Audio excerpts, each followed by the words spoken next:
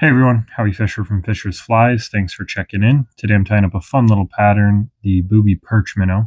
This is a fly I came up with for largemouth bass in Wisconsin.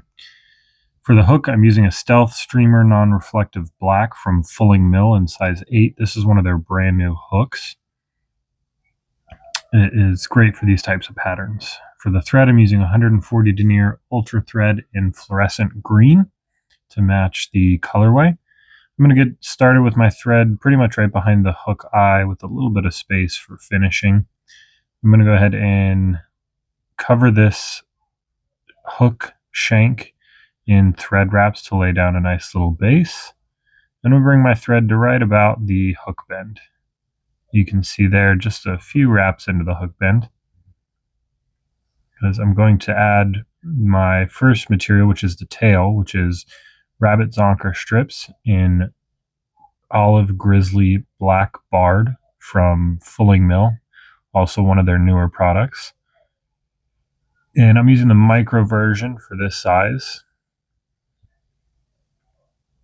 I'm going to go ahead and create a tail that's about the length of the shank of this fly.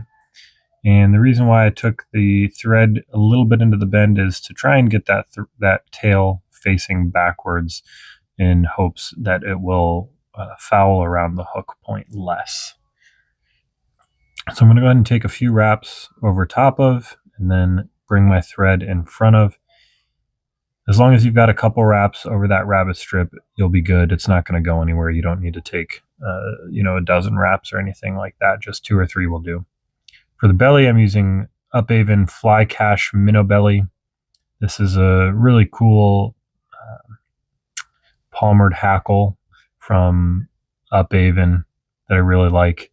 I really like a lot of the Upavon hackles for streamers because they've got a nice natural look to them with a little bit of flash added in. So I've said this before, but I'll say it again. It really makes a complex twist effect with only having one material, and it really eliminates the headache of creating an actual complex twist. So I'm just going to go ahead and do a quick whip finish and then use the rotary function on my vise and wrap this going forward. Once I have reached the front section, I'll go ahead and tie off this minnow belly. You want to leave about maybe a little bit less than a quarter of the hook shank behind the eye, and because we're going to use this to tie in the rabbit strip, but also to tie in those booby eyes. Before going anywhere else, though, I am going to brush this out just to make sure that I've gotten any trapped fibers. And then I'm going to go ahead and take a bodkin or whatever and split this down the middle just to make sure that no fibers get stuck. For the booby eyes, I'm using HD foam block from Upavon with the Gunville foam cutters and a drill. Here I am going to cut out a little piece. I'm using the lime color, and I'm going to cut it in half. One segment will make 2 booby flies, or 2 booby eyes. And then I'm just going to take some scissors and roll the edge around the tip of these scissors to make them a little bit more rounded, make a little bit more natural looking. You can also hit it with a lighter lightly to, again, round those edges just to take off that sharp edge. Not sharp like it's going to cut something, but just that abrupt edge. And this is a trick that I actually saw from Cheech at Fly Fish Food that he learned from the guys in England. So if you go ahead and take this and wrap your thread 2 or 3 times around the booby eyes and then cinch it down, it will make tying these booby eyes on pretty easy and pretty effective.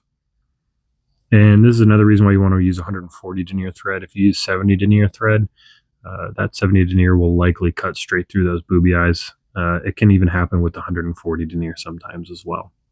But then I'm going to take some cross wraps just like you would with regular dumbbell eyes, just to make sure it's not going anywhere. You can add some super glue if you'd like, but you don't necessarily need to. Once I've made sure that those fibers are facing either side, I'm going to take this rabbit strip, fold it over the booby eyes, make sure I don't trap any of the fur. And then I'm going to tie this in on the front side of those booby eyes. So I'm going to create kind of a mohawk effect like the mohawk sculpin or a similar pattern.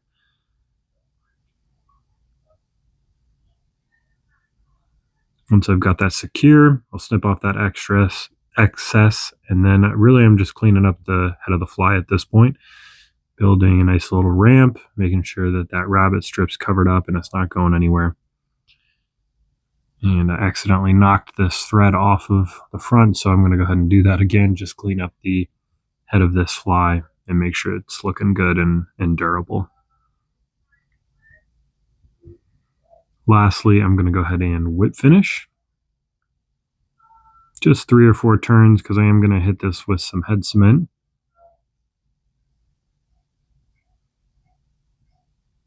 And on this particular fly with those wraps underneath the booby eyes, I am going to hit those wraps in the bottom of the booby eyes.